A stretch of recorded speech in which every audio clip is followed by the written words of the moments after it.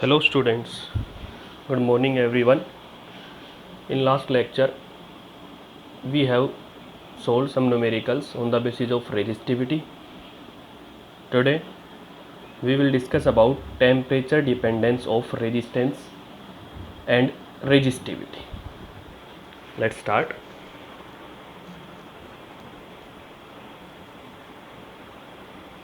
Temperature dependence of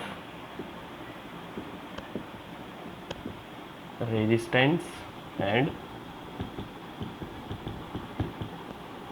resistivity. Temperature dependence of resistance and resistivity. इससे पहले हमने पढ़ा R is equal to ml upon N E square tau A. ये relation हमने निकाली थी रेजिस्टेंस की। यहाँ से देखो R इज इक्वल टू क्या होता है, रो एल बाई ए, और हमने रो की वैल्यू निकाली थी। यहाँ से R इज इक्वल टू क्या होता है, रो एल बाई। तो ये कंप्लीट क्या हो गया था, R is equal to rho L by A. यहाँ पे रो इज इक्वल टू क्या है, m upon N E square tau. ये एक्सप्रेशन हमने निकाली थी पहले, रो की एक्सप्रेशन भी निकाली थी और रेजिस्टेंस की एक्सप्रेशन भी निकाली थी। Where rho is resistivity and R is resistance. m is mass of electron, l is length of conductor along which current flows, n is equal to number of electrons per unit volume, E is equal to charge of an electron, tau is equal to average relaxation time, and A is equal to area of cross section of the conductor. Okay, यहाँ से हमने दोनों expression निकाली थी, R is equal to rho L by A and rho is equal to m upon N E square tau. ठीक है, resistance ये होता है और रेजिस्टिविटी ये होती है।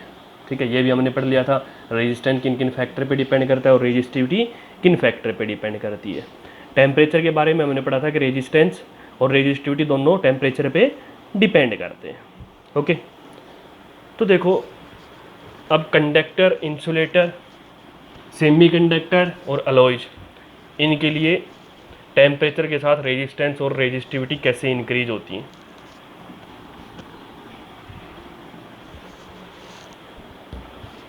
फर्स्ट देखो, फॉर मेटल्स और कंडक्टर्स, फॉर मेटल्स और कंडक्टर्स, जैसे हम टेम्परेचर को इंक्रीज करते हैं with increase in temperature, temperature को इंक्रीज करने से क्या होता है, with increase in temperature, that is T increases. तो क्या क्या कंडीशन होती हैं, क्या क्या चेंज होते हैं। Electron vibrates rapidly, that is more vibration of electrons, more vibrations of electrons. Okay, more frequent collision, more frequent collisions, less relaxation time between two successive collision, less relaxation time between two successive collisions, that is tau यहाँ पे क्या हो रहा है, decrease हो रहा है। Okay, and more ionization of electrons, more ionization of electron, that is number of electrons पर यूनिट वॉल्यूम क्या होते हैं, इंक्रीज होते हैं। ओके, नंबर ऑफ इलेक्ट्रॉन्स पर यूनिट वॉल्यूम क्या होते हैं यहाँ पे, इंक्रीज होते हैं। तो देखो यहाँ से जब हम टेम्परेचर को इंक्रीज करते हैं तो इलेक्ट्रॉन है वो ज़्यादा वाइब्रेट करते हैं, कोलिजन होता है वो मोर फ्रीक्वेंट होता है, लेस रिलैक्सेशन टाइम। ओके, ज़्यादा वाइब्रेट करेंगे तो उनके बीच का सक्सेसिव कोलिजन के बीच का टाइम क्या हो जाएगा, यहाँ से टाइम है वो क्या हो जाएगा, कम हो जाएगा। मोर आयनाइजेशन ऑफ इलेक्ट्रॉन्स, इलेक्ट्रॉन क्या होंगे, ज़्यादा प्रोड्यूस होंगे, मतलब नंबर ऑफ इलेक्ट्रॉन्स पर यूनिट वॉल्यूम क्या होंगे, ज़्यादा होंगे। ओके, तो मेन जो चेंज होता है वो क्या होता है, tau decreases and N increases. हमने पढ़ा था कि रेजिस्टेंस का कोज क्या होता है, collision between free electron and ions. Okay, तो मेन कोज क्या है देखो यहाँ से, और टेम्परेचर के इंक्रीज होने से मेन क्या क्या कंडीशन चेंज होती हैं और कैसे होती हैं।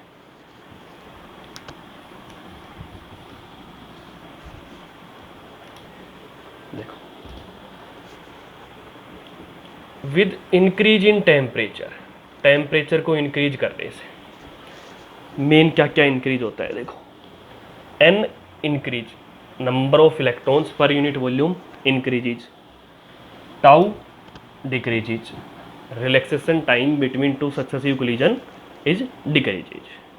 But here number of electrons पर यूनिट वॉल्यूम इंक्रीज हो रही, ये क्या होता है, insignificant, insignificant.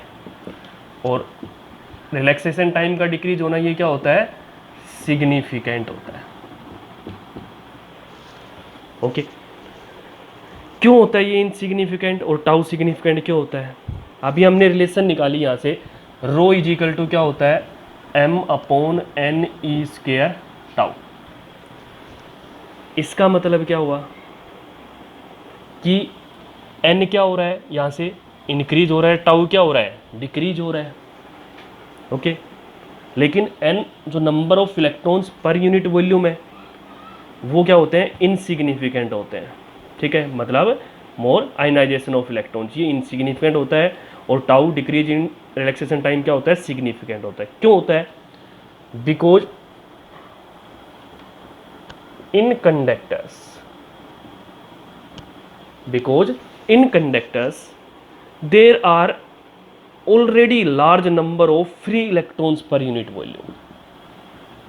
In conductors there are already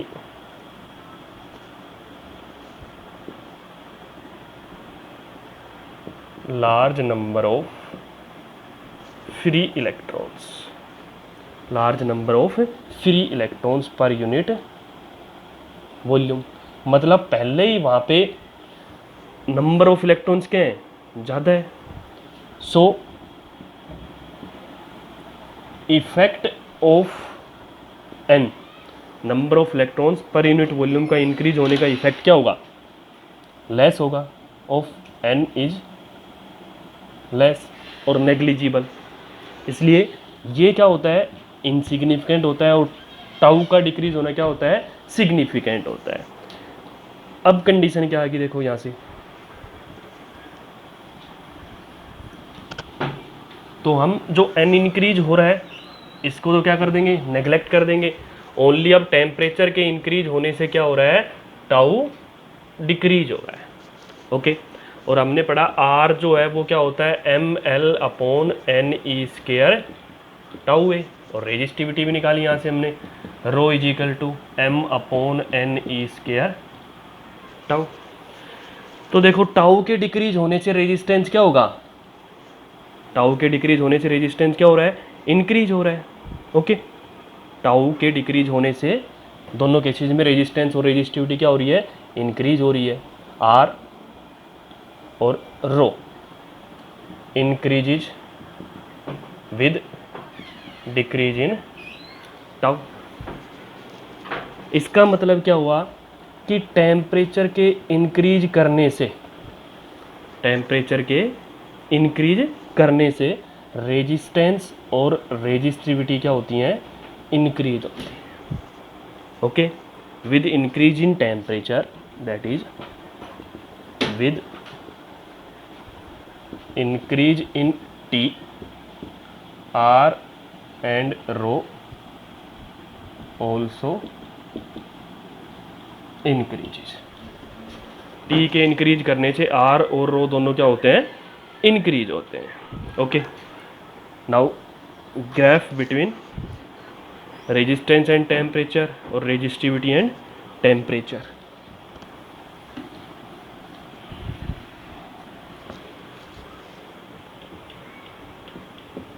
graph between R और रो एंड टी टेम्परेचर, किसके लिए, फॉर कंडक्टर्स। कंडक्टर्स के लिए क्या ग्राफ होगा।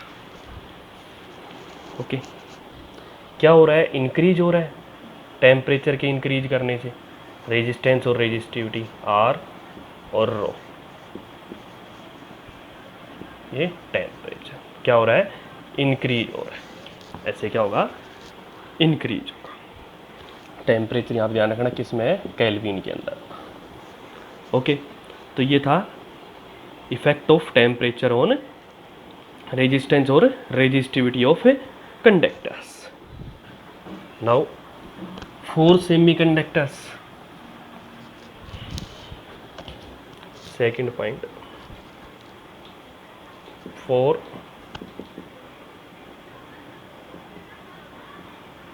Semiconductors.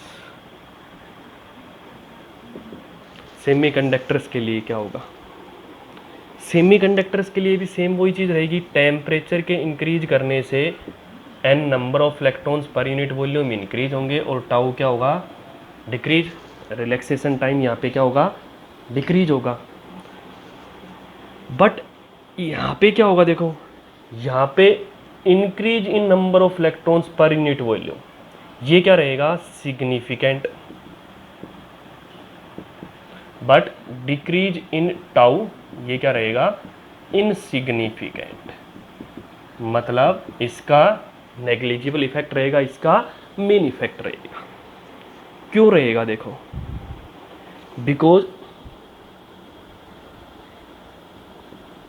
In semiconductors, because in semiconductors the free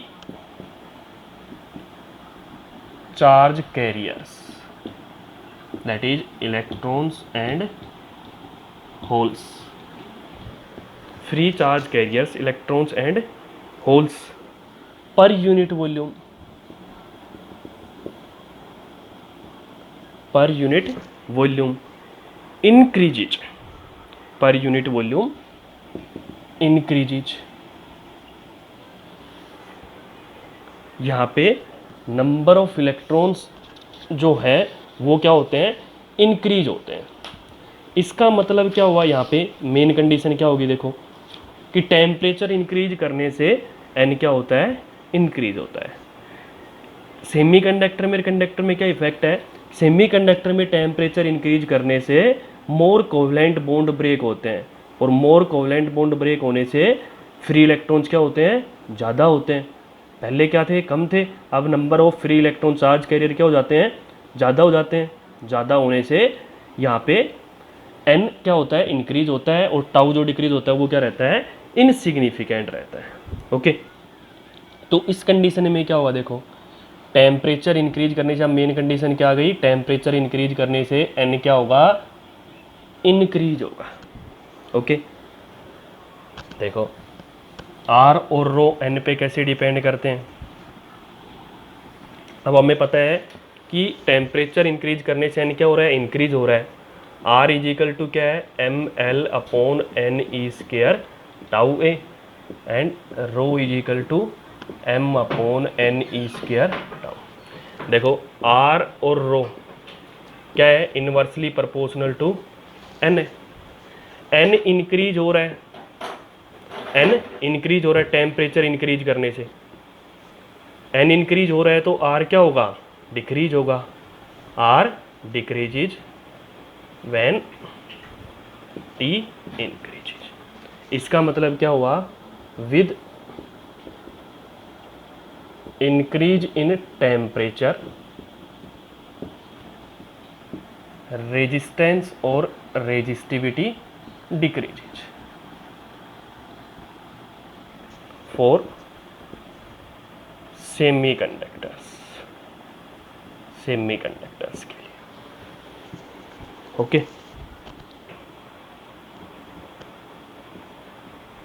graph between R और rho with temperature, graph between R और rho with temperature for semiconductor.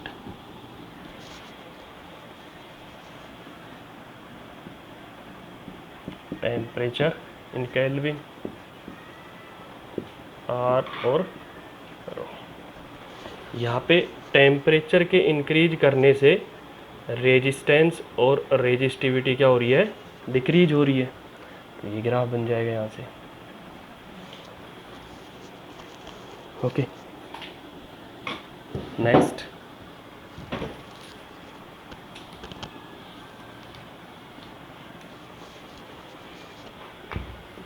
Third point,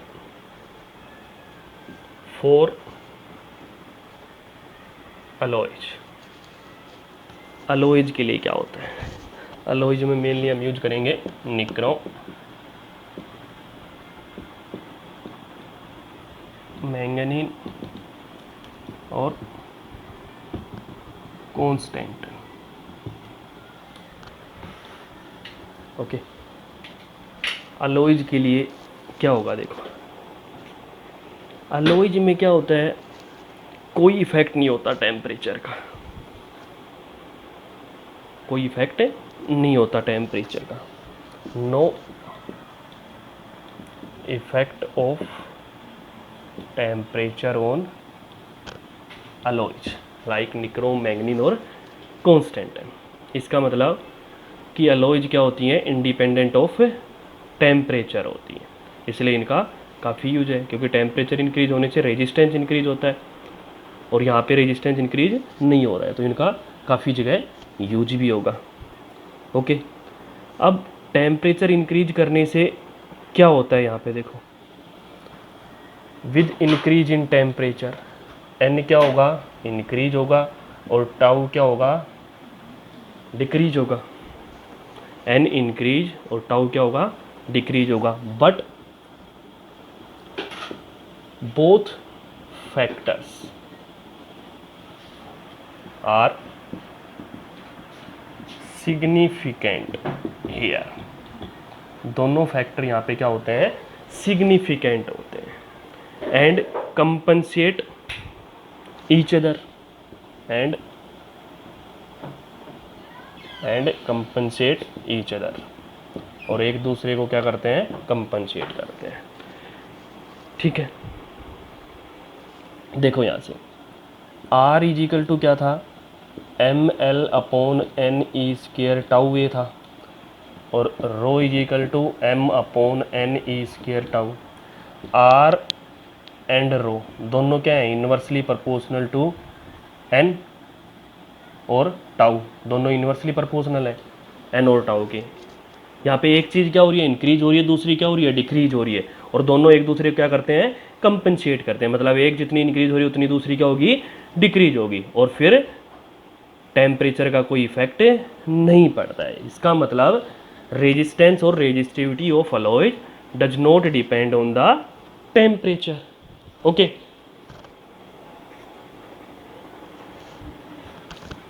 और वैसे आप एक्चुअल में देखोगे तो स्लाइटली क्या होता है, इंक्रीज होता है रेजिस्टेंस और रेजिस्टिविटी इनका।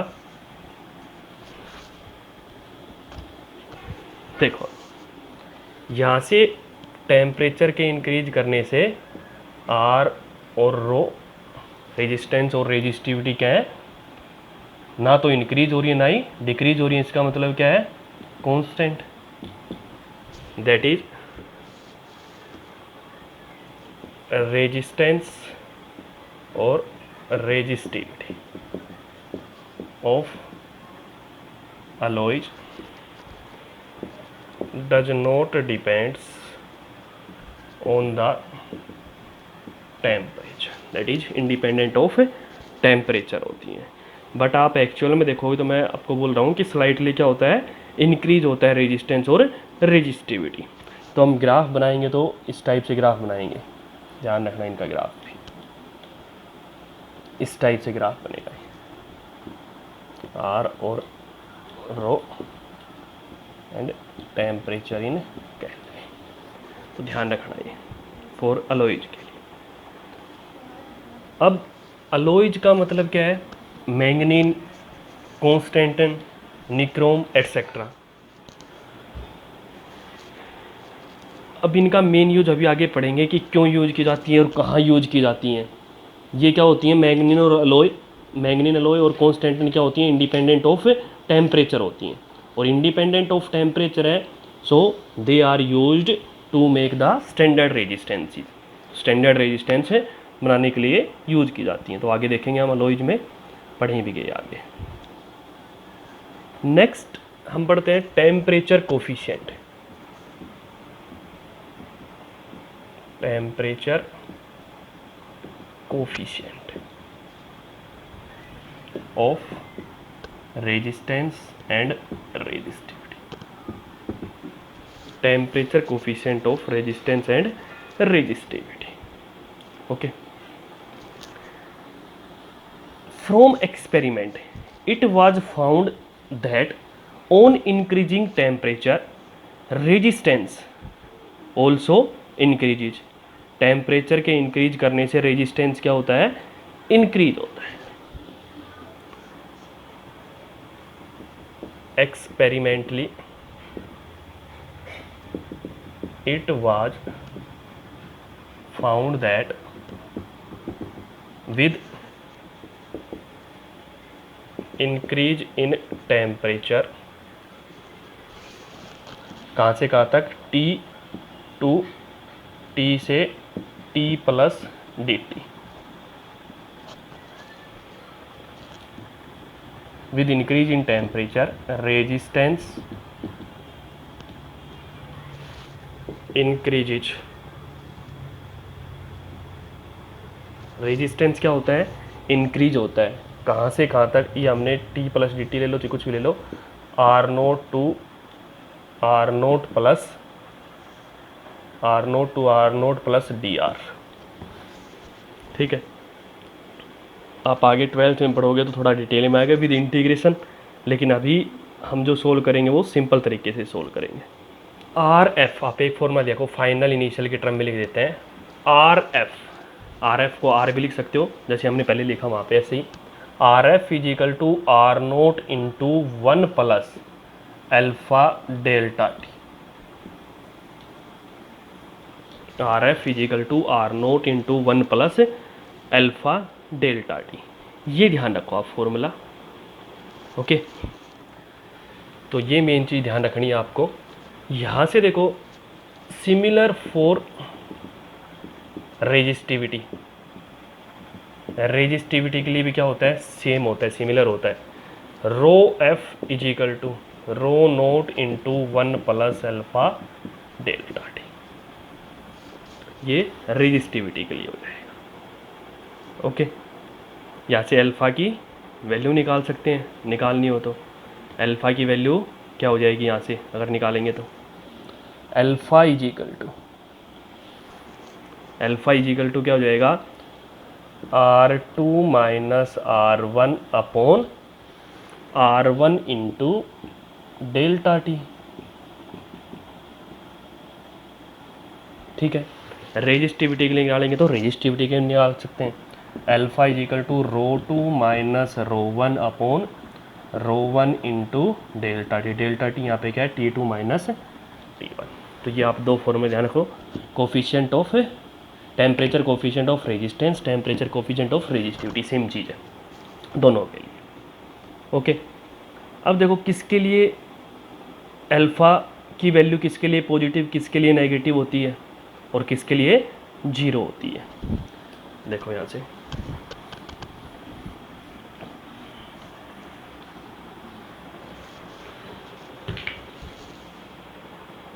फॉर मेटल और कंडक्टर्स, मेटल और कंडक्टर्स के लिए अल्फ़ा की वैल्यू क्या होती है? Alpha is equal to positive. देखो अल्फ़ा क्या है, R2 minus R1 upon R1 into T2 minus T1 या डेल्टा टी। ओके, पॉजिटिव कब होगी, जब R2 यहाँ से क्या हो, ग्रेटर हो। टेम्परेचर के इंक्रीज करने के साथ रेजिस्टेंस इंक्रीज होता है कंडक्टर में, और इंक्रीज होता है तो अल्फ़ा की वैल्यू क्या आएगी, पॉजिटिव आएगी। फोर सेमीकंडक्टर्स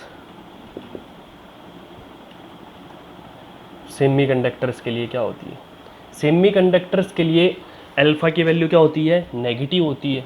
क्यों होगी, क्योंकि रेजिस्टेंस क्या होता है, डिक्रीज होता है। रेजिस्टेंस डिक्रीज होगा तो ये कम है ये ज़्यादा है, तो अल्फ़ा की वैल्यू क्या आएगी, नेगेटिव आएगी। एंड फॉर अलॉयज के लिए अल्फ़ा की वैल्यू क्या होती है, नियरली इक्वल टू 0। क्यों, क्योंकि टेम्परेचर इंक्रीज करने से रेजिस्टेंस चेंज नहीं होता है। रेजिस्टेंस चेंज नहीं होता तो R2 R1 क्या रहेंगे, इक्वल रहेंगे, तो अल्फ़ा की वैल्यू क्या आएगी, 0 आएगी। ओके, ये था temperature coefficient of resistance and resistivity. Okay.